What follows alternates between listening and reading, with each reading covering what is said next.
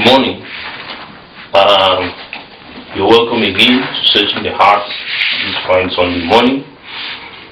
And it's a pleasure to be here again to continue with my series. And for the past about 5-6 episodes, we've been going through the Great Gamble theory, of course, a sub-topic to human life and happiness under the general theme of the Rodin thinker, just x-raying all the possibilities embedded in that thought process, understanding human life as it relates to our existence on earth and what the possibilities for the future are. And today I want to continue, hopefully to wrap up on that, but if not, maybe one more episode will do. And today I'll be talking about surviving in an orphaned world. Last episode we saw the more optimistic side of human life and happiness, the great or the incredible human potential. The incredible human potential. And that incredible human potential is a thought process from Herbert W. Armstrong as he saw it. And he made it public then. He was a man who lived, of course, within the 1930s through to the 1970s. He died early in 1986. Of course, at that time, that idea of the world coming to an end, Jesus coming, was very ripe. Jesus was going to come. Even today, the same thoughts still go on in the minds of people. They are waiting for Jesus to come, because that is the only hope for the Christian. And he was a Christian. So his thoughts were based on that. Jesus was going to come. Technology, and the growth of technology, the speeding of technology, was a sign that the end times were here. And human sin had not abated. Human beings were as wicked to one another, as dangerous as possible. The first atomic bomb was used in his lifetime, and he saw it. And his message was simple: Christ is coming back. The end of the world is here. And so, with all that, hidden behind all this is the concept of the incredible human potential. That Jesus will come and he will help us to realize this great human potential. But of course, after that time, many things have changed. People have become more liberal with their thinking. And within this liberal form of thinking is the idea that a human Messiah may not be far-fetched. A human Messiah may not be far-fetched. And we saw this thinking progress and progress. And within the past 20 to 30 years, this has reached its epic form. And silently we hear people come up and say, maybe this is the guy, maybe that is the guy. But within all that, the gory and dimming light continues to be there somewhere, also in the background. And the gory truth that when some of these guys come and they get power, some of the inhuman acts continue to be perpetrated. Some of them have philosophies that are tantamount to genocidal philosophies, even though they do not say so in the public space. And of course, as I pointed out, the idea of the 666 has become very ripe. It is happening right before our eyes. Certain people are deemed expendable, while others, of course, are deemed worthy because they have some form of intelligence or are successful. Of course, we see all in that the preponderance of wealth and riches as sanctum in life, and the the neglect of the poor and the orphan. And while all this is happening, this is within the understanding that human beings may be orphans. Human beings may be orphans in this world. Okay? That human beings may indeed be orphans in this world. And it is our orphan state that is leading us to think of a human Messiah. But that very thought leads us into all these things. For me, it just goes to point the incapacity of the human condition, the incapacity of the human being, and the impossibility of the human Messiah.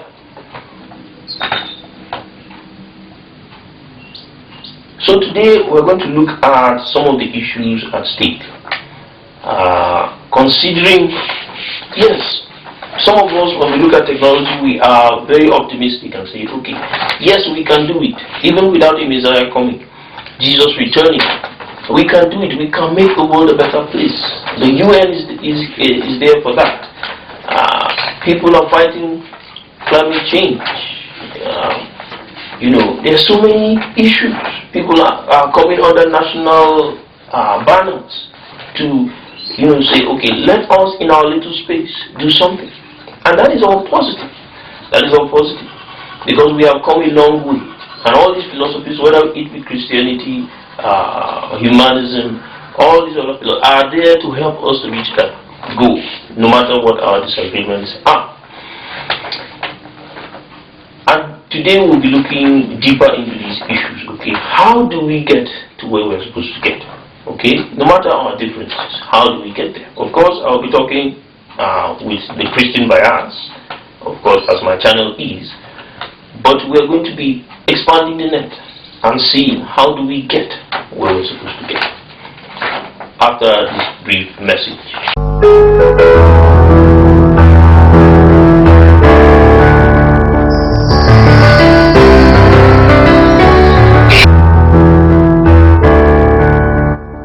Discover a transformative journey into the kingdom of heaven. Following the initial publication, the author dives deeper with 2 insightful follow-up books. Ever felt disconnected from God even in worship? Explore how God's unconventional ways can transform your life. How can you align with divine plans, avoiding distractions? Find answers in The Kingdom of Heaven on Earth and The 3, Illuminating Christian Truths and Prophetic Practices. Unlock profound insights guiding you toward a deeper connection with God. Don't miss out. Dive into this enlightening exploration today.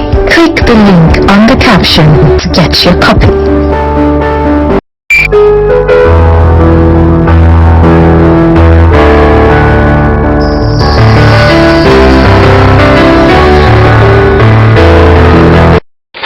Okay.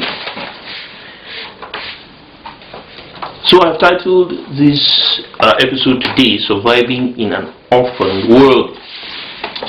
Surviving in an Orphaned World. There's a poem in my latest book, Foundations of Conceptuality, that talks about this. Okay, lighting up humanity is a flint. Okay, the world, the earth we live in is a flint, lit up by the source of creation to continue to light more lights or more fires, the fire of life, to light up the whole universe. And that was Armstrong's understanding of the whole concept, whether starting with our civilization or a previous civilization. And if you read that poem and that little rendition in that book, you come to understand what I'm talking about. You will enjoy it. Order your copy today, Foundations of Conceptuality. Okay? Surviving in an orphaned world. First of all, I want to look at the concept of waiting as compared to working. Waiting as compared to working. Are we waiting for Jesus to come, or are we working it out? And of course, we have looked at both. Okay, we Christians wait, and hopefully we work too. And this is the conflict within Christianity itself. Okay, some believe that we should just wait. We should not overemphasize the work. But it is becoming glaring that we must shift from this way of seeing things, because the world as it is was not created in that light from the very beginning of it. In Genesis chapter 2, okay, created humanity to tend the garden. That is the foundation of the biblical discourse. And as it went on and went on, when Jesus came himself, his apostles, he spoke to his apostles and he said, "Blessed are those that he comes back and finds doing the work of the master." Okay, so we are not required to just wait. And that is a philosophy that is injurious to the faith called Christianity. We are required to work and wait. Okay? Work and wait. Of course, those who do not believe in Christianity prefer to work it out. Okay? Especially the atheist. The scientist who is an atheist, he prefer to work it out. And of course, those two views have clashed in history. We've talked about that. Okay, so now we will focus on Nigeria as a country. And one of the countries that is being hard hit within these few 10 years of the social issues that have plagued humanity is Nigeria. And Nigeria is a country that is really going through a lot of things as it is right now. Because of the removal of subsidy in the petroleum sector, fuel is at its highest throughout the life of Nigeria. Very expensive. And we have people who have been deceived that one individual or two are responsible for this because of the lack of education. Because of those sociological issues, the impact of religion, false religions as it were, that create this problem. Okay? And how do we survive in Nigeria today? In Nigeria that we have today. We have had an insurgency for the past 10 years. Okay? We have to trace how we got here from there. How we got here from there. First of all, Nigeria was a country lies in a belt, in a geological belt that is rich in vegetation and rich in resources, forest resources, animal resources, human resources, land resources. And so is a region, but is located in a geographical belt that is sort of hard to reach. Okay, both by sea, okay, and by land. Okay, so this is a region that has preserved a lot of the resources, not all, but a lot of the resources of the African continent. So at the time the British came in and amalgamated a collection of tribes and peoples called Nigeria, that was 1914, there were so much resources, forest resources for wood, rubber, cocoa, coal, and so many other resources, agricultural resources. And of course there was that dichotomy between the north and the south, where the south produced a lot of those resources and the north was rather, because of Islam, conservative. Okay, of course the cattle, the north had most of the cattle, the north had a lot of the arable land Okay, but most of the solid minerals had not yet been discovered. And in this light, it was still a very prosperous country. Even at a point it was called the giant in the sun, because of the immense natural and human resources that were available. Remember, this was before oil was discovered. And so a lot of these resources were taken overseas, okay, to be processed into finished goods in the West, namely Europe and specifically Britain. And there was so much wealth, but the wealth that existed then as compared to the wealth that existed after the discovery of oil was very, very clear, because oil drove the engine of industry, okay? And because of that, immediately oil was discovered, there was a clear gap in the earning capacity of Nigeria between those two periods. Okay, it was very clear, and because of that, human beings from all over the place came together, to help harvest this wealth. Foreigners, locals alike, and of course, the nation moved into a stage of politics, okay, its political existence, that is synonymous with such discovery. Of course, the civilian governments were taken down, and there was a civil war, and of course a preponderance of military rule, just for the sake of preserving peace, because everybody was gunning for this resource called oil. Now, this is the issue, and because of this,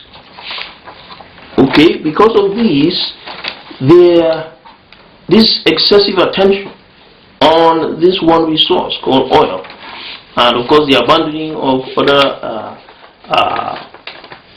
sectors, created a dependency. It created a dependency in the people on these resources, and got Nigeria to where it is right now. These resources, especially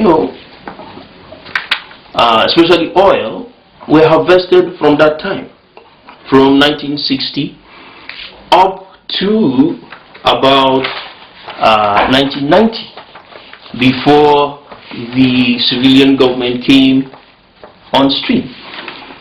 So everything you see in Nigeria today was harvested, harnessed, invested in within this period.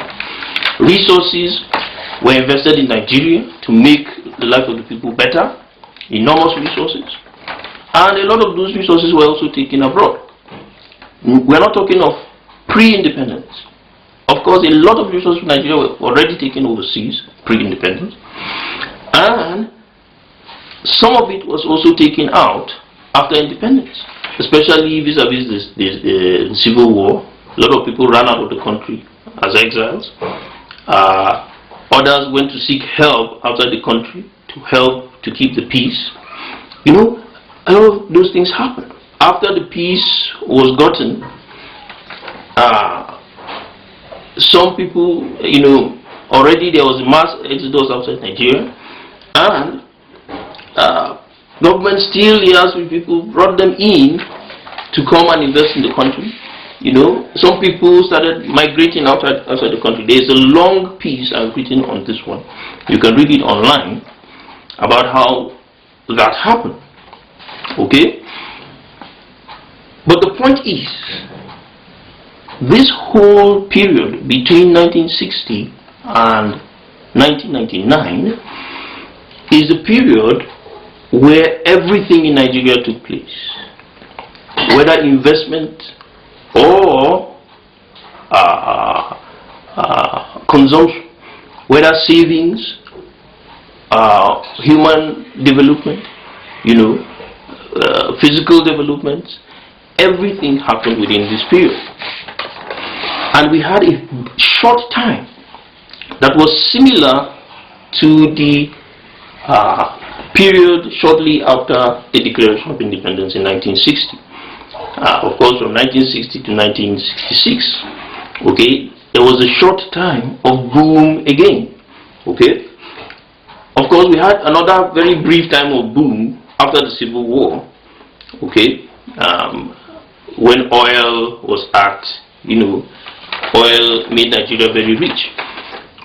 But this third period of boom of wealth was between 1999 and the year 2010. Of course, Nigeria became a democratic country again, okay, and investors flooded Nigeria. They rushed into Nigeria, okay, and there was that short time of prosperity. But immediately after the Obasanjo government, briefly into the Yar'Adua Goodluck government, there began an insurgency, and from then on, Nigeria's fortunes began to fall. And so, this is where I want to pick this issue from. Whatever you see in Nigeria today, in terms of prosperity, whether inside Nigeria or outside Nigeria, was developed between 1960 to 1999. And nothing new will be able to be created or developed, except we understand all the gains and the losses of that period. What did we do right? What did we do wrong within that period?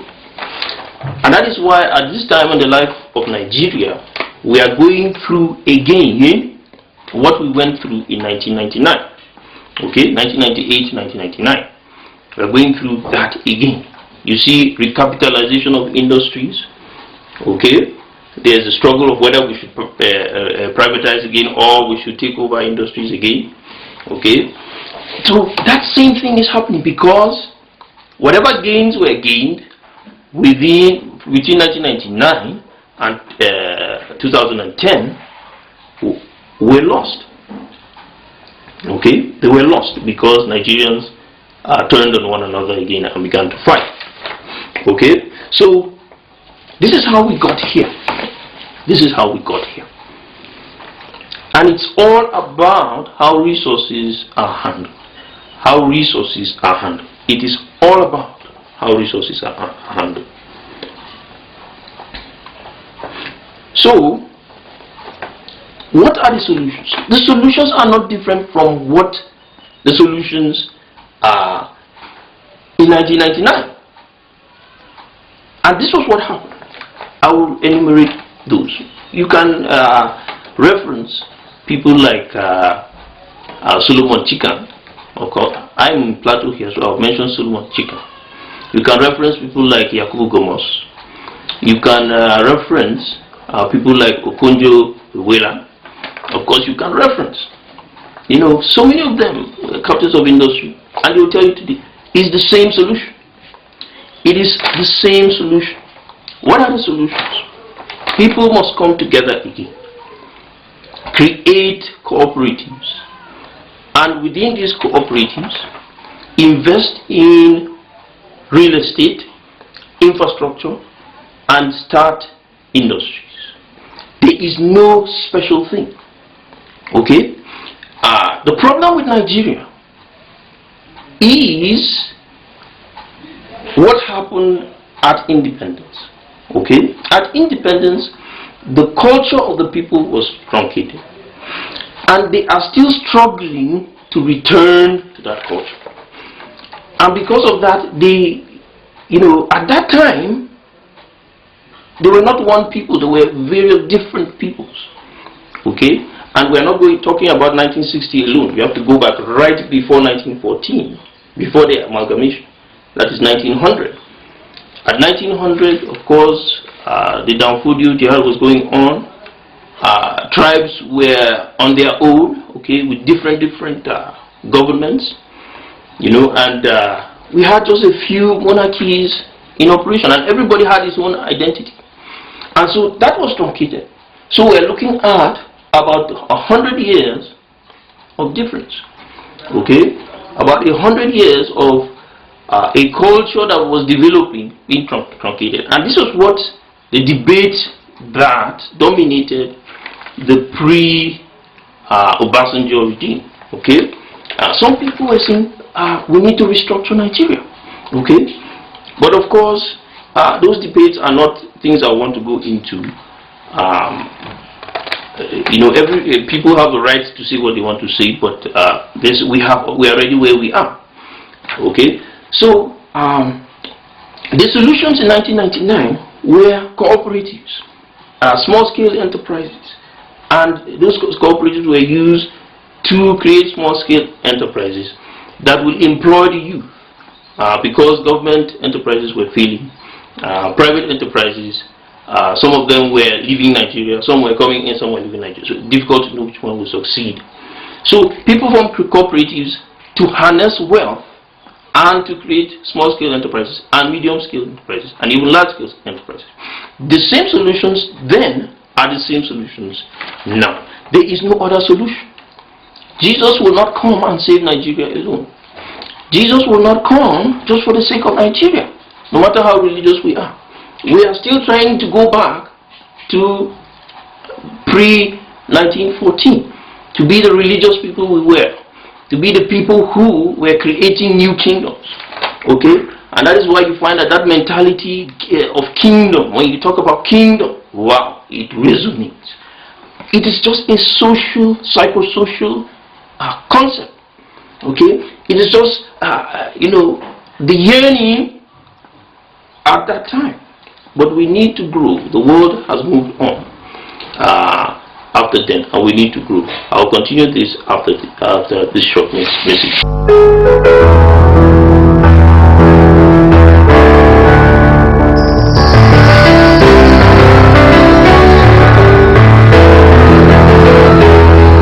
It's a long, long way back home. It's a dry and empty patch where I belong.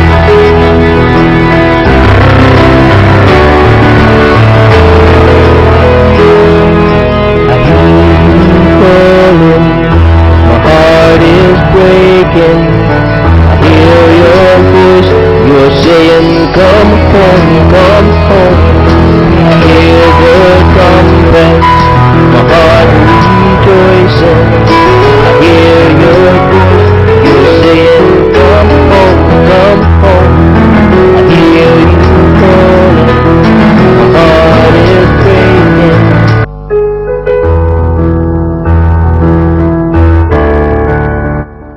Discover a transformative journey into the kingdom of heaven.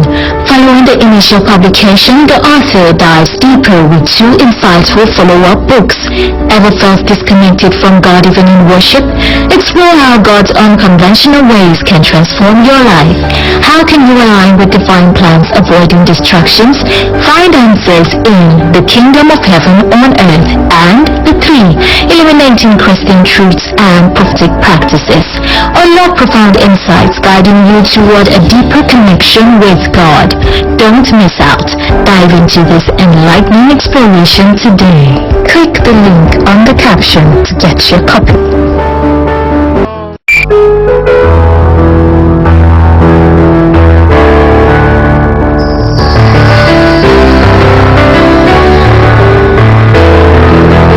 So talking about the economy of Nigeria. Okay, briefly let me look at how the resources of Nigeria were invested. Okay, now a lot of those resources were invested in companies like the National Electrical Power Authority, companies like the NTA, broadcast networks, companies like NITEL, companies like ministries of meant to meet the needs of the people, agriculture and education, various universities established all over the country,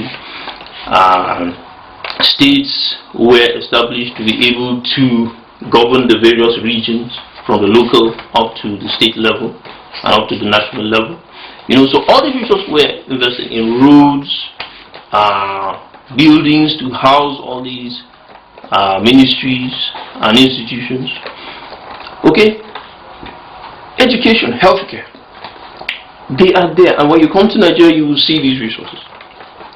But the complaint has been that what was actually planned was not really properly accomplished, okay, or realized.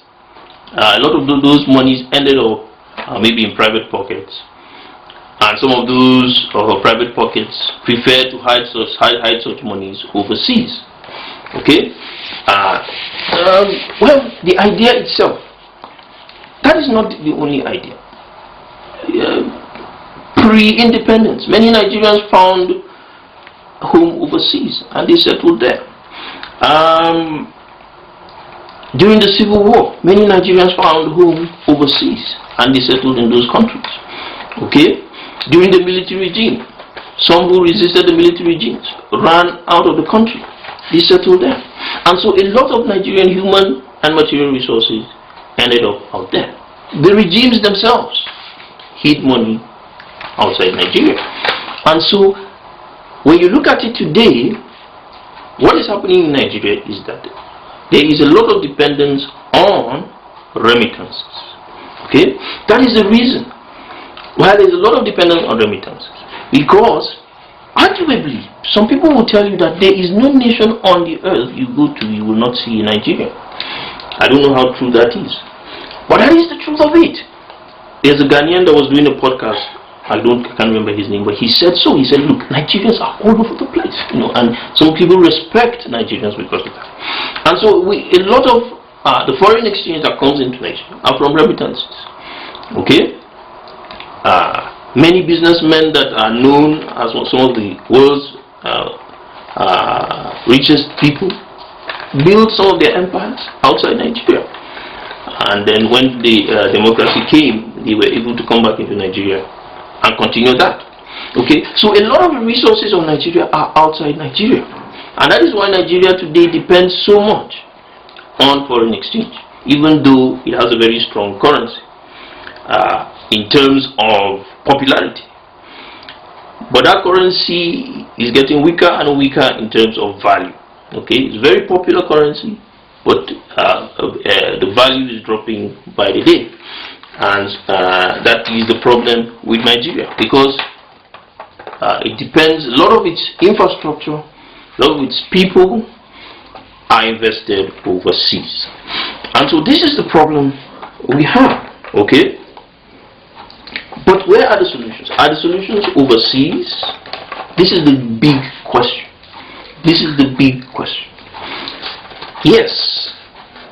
Many Nigerians might want to go overseas, travel for holidays, come back. Many might want to go and work overseas. But are the solutions overseas? Many Nigerians will tell you that the solutions are not overseas. The solutions are here in Nigeria, here in this country. Harnessing the enormous land and material resources and human resources and really working it out. Refusing to fail as the failures of the military regimes, where government institutions didn't really deliver, and there was an allusion to privatization.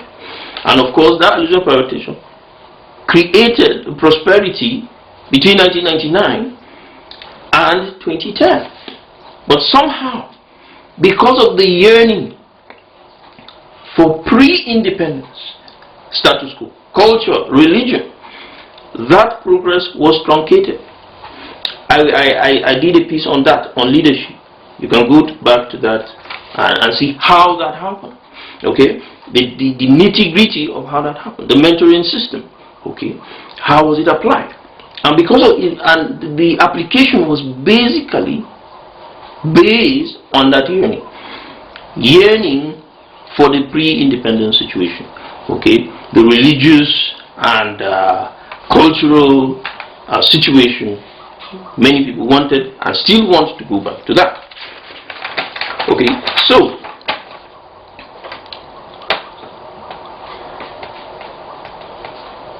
solutions are for us to bring people together. Whether we like it or not, we will never return to the pre-independence status quo. Okay? We will never return. And the threat is human bloodshed and loss, as we are already experiencing, both silently and in the open. Okay? Many African countries have gone through this. Okay? Those who discovered early, like Tanzania, for instance, started with the Arusha Declaration. Okay, they discovered early that, look, they had to develop at their own pace. And they had it easier, although they're still having problems right now. Okay?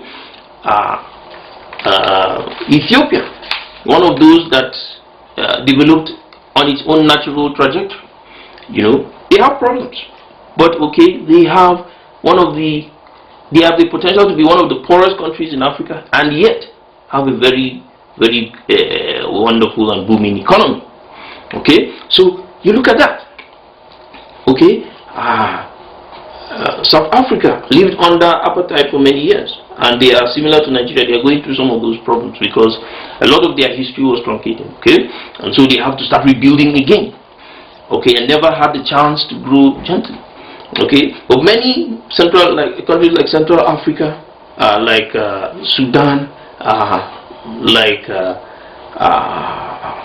Mali, you know, are going through so much crisis, so much loss. Rwanda went through its own great loss because that is the cost of insisting on the pre-colonial existence at the cost of continuity.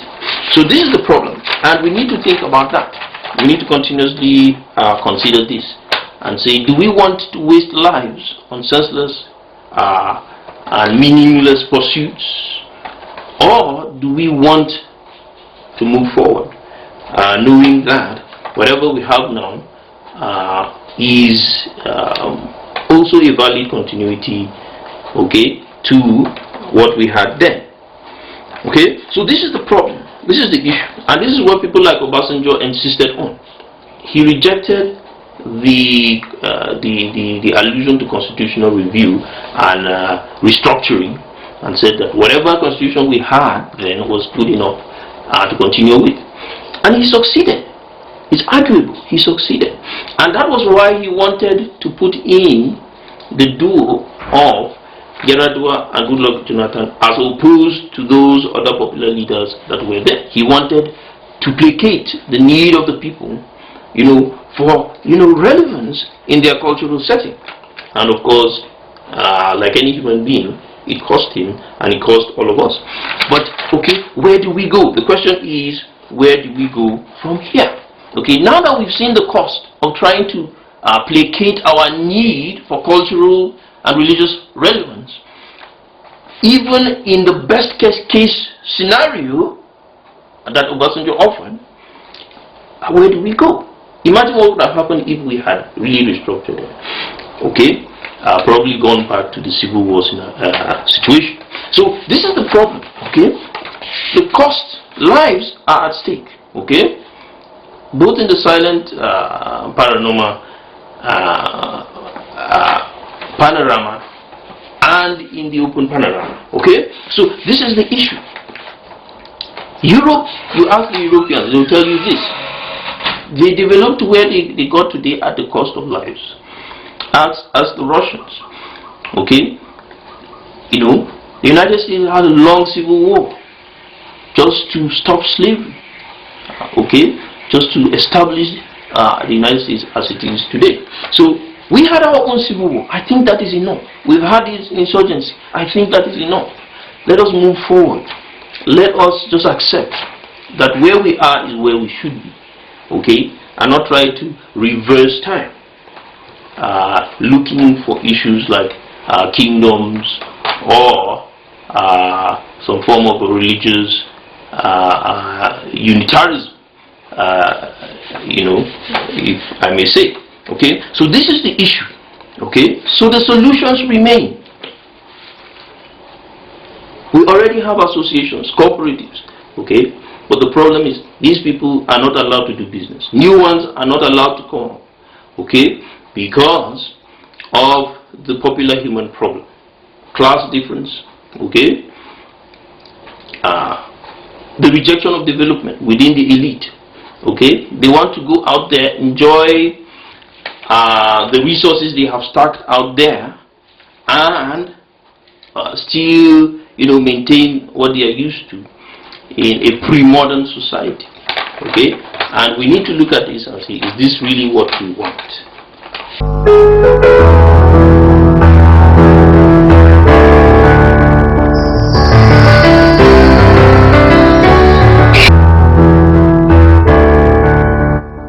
Discover a transformative journey into the kingdom of heaven.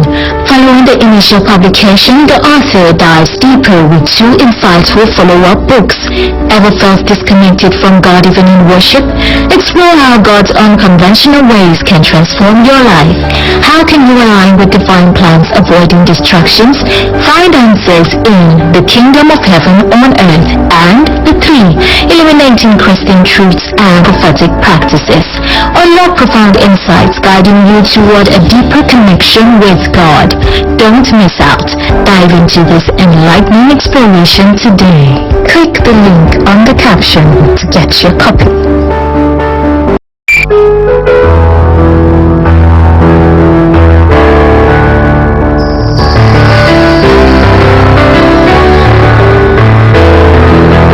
So, to the big question. What is the role of faith? What is the role of religion? Should we just do away with it? Yes, there are moves that say we should do away with it. I mean, looking at Europe, looking at America, okay? Of course, America is not much less. Do away with religion, because in science, there's progress. Yes. But like if you followed my previous podcast, I was able to gently bring up the issue of the value of religion. Remember that Nigerian woes are not only from the inside. Nigerian woes are contributed to a large extent from the outside. The thirst for business, okay, most of the crisis in Africa is being created by people coming from outside looking for resources. Blood diamonds, okay, blood cobalt, blood oil. Okay, these are the issues on the ground. These are the real issues. And so we must realize that religion or faith is not the problem alone. Okay? What is the role of faith in this whole situation? And the last episode we were able to bring it out clear. The mind. Okay? The mind.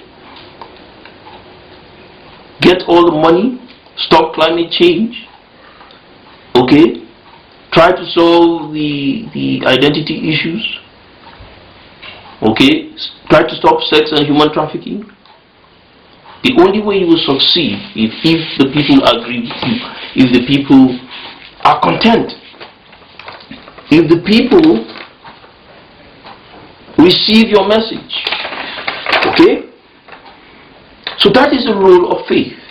That is the role of religion, if you like. The human being himself is naturally corrupt. And this natural state of corruption cannot be solved by just throwing money at it. Okay, money postpones it. It postpones it. Because the person is eating well and is enjoying, so there's no reason to fight. But at one time or the other, the reason will be sought to fight. Because when you have money, you need more money. Some people have money, but they need power.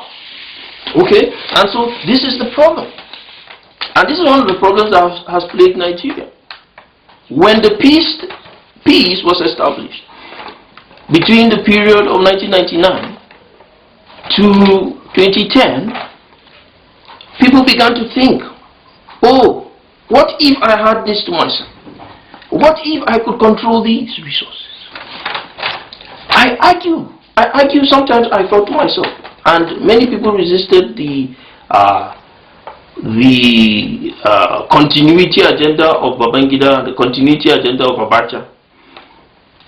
And of course, we're forced to resist the continuity of Obasanjo. But this is what is at stake.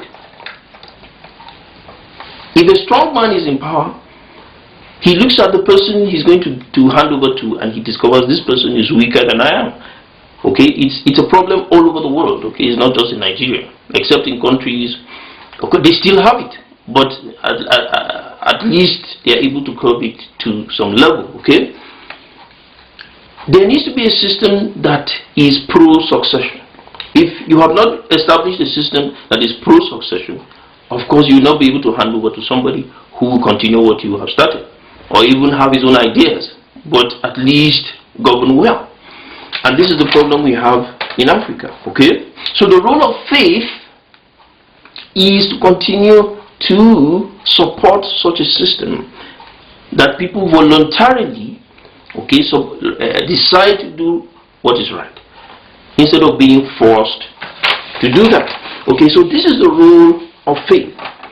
Okay, and we discussed that in length in the previous episode. Okay, but what is the problem with faith?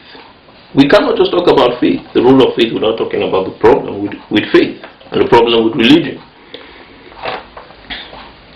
The problem are twofold. Okay, the physical kingdom and the spiritual kingdom. The dichotomy between the spiritual kingdom and the physical kingdom.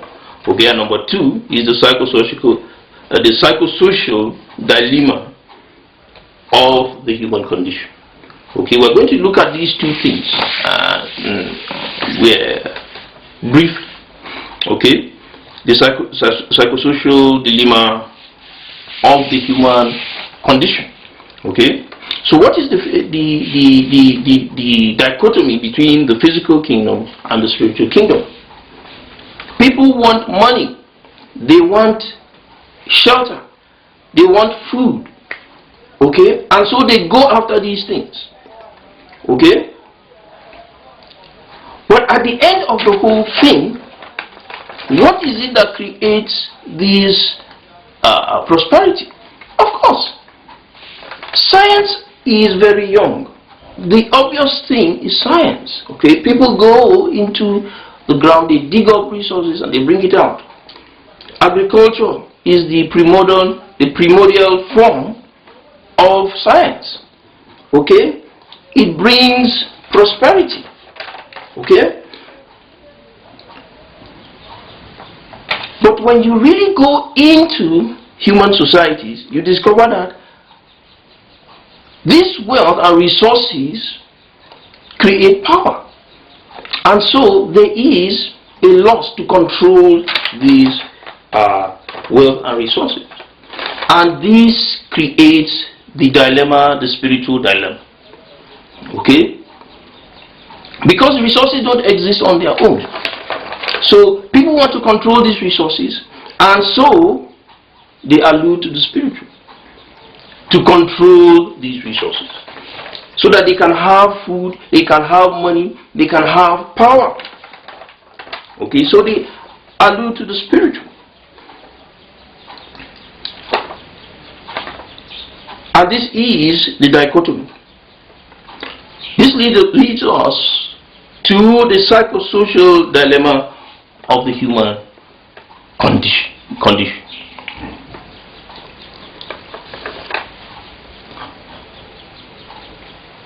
When we allude to spiritual things, to religion, the reason for alluding to spiritual things is very important. If we are alluding to spiritual things because we want peace, because we want to live in harmony, it's okay. But when we go to the spirit because we want power to control resources or to control one another, I must argue with you that spiritual things do not necessarily bring progress. You know, you have to know which spiritual, when you go into theology, of course, that's another topic. I have discussed that before in the issue of necromancy. You go back to those videos on necromancy. You know, you need to know which spiritual authority gives progress and the one who destroys progress. Okay, like we discussed, necromancy is anti-progress. Okay, naturally it's anti-progress. It might progress you as a person who practices it, but it destroys the community. It destroys the economy. And so this is what we need to know. So the purpose of searching for spiritual power is very important. Many of us follow spiritual power because we want money. We want the progress associated with it. And it has been known that people struggle for kingship or leadership mainly because it's associated with spiritual power. They have the money, but they also want the spiritual power. Okay, so this social situation of human beings is a problem. Remember, spirituality does not necessarily amount to well-being. This is the problem. Spirituality does not necessarily amount to well-being. And when we understand this, we will, as Africans, okay, douse our thirst for spiritual things. Okay, and we understand the physical importance, okay, that God attaches to the physical things. Okay, and I always try to talk about the dilemma we find in Greek philosophy. And Greek philosophy says that the physical world is created by an evil deity. Okay, and so you see that dilemma. So why are you in it? Okay, why are you in the physical world? And so do you just die and go? You know, so we must understand that in Christianity, this dilemma that is found in Gnosticism and sometimes in Buddhism is solved, and in Hinduism is solved. Of course, you ask a question: why are Buddhist countries developing? Because they have discovered and have dichotomized this dilemma and have understand the differences, the issues concerned. Okay, so these are the problems. And Christianity has done this a long time ago, but we still have the problem because we have not yet clearly differentiated between what is Christian and what is traditional. Okay, so this is the issue. So spiritual power should be sought for peace and harmony, and not for prosperity. Okay, it does not necessarily give that without understanding the physical things, processes required. Okay, so this is the issue at stake. And to round up this, I want to go to Isaiah chapter 53. Isaiah chapter 53. Okay, I want to read a few verses from Isaiah 53. And this will give us a little light what I'm talking about. Who hath believed our report? To whom is the arm of the Lord revealed? For he shall grow up before him as a tender plant, and as a root out of a dry ground. He had no form, no comeliness, and when we shall see him, there is no beauty that we should desire him. He is despised and rejected of men, a man of sorrows and acquainted with grief. And we hid as if were our faces from him. He was despised, and we esteemed him not. Surely he had borne our griefs and carried our sorrows, yet we did esteem him stricken, smitten of God, and afflicted. Jesus spent 33 years on this earth, and he refused to pursue physical things to help us to understand this, while wielding a lot of prosperity. Okay? That the spirit is not primarily a source of the physical things on earth. That is not its purpose. It is full of prosperity, but it is not to be used to draw and to sustain prosperity on earth. Okay? We are created in this world, and we can create prosperity of ourselves only if we tap into the spiritual power to defeat sin, to defeat ungodliness. Okay? So this is what it is all about. And the challenge is in verse 1. Who had believed our report? To whom is the arm of the Lord revealed? It takes you to receive the message. It takes you to understand the message and to accept it. Okay? for you to be able to tap into the power behind it. And this is the challenge for us today. I am David Chinke in Searching the Heart.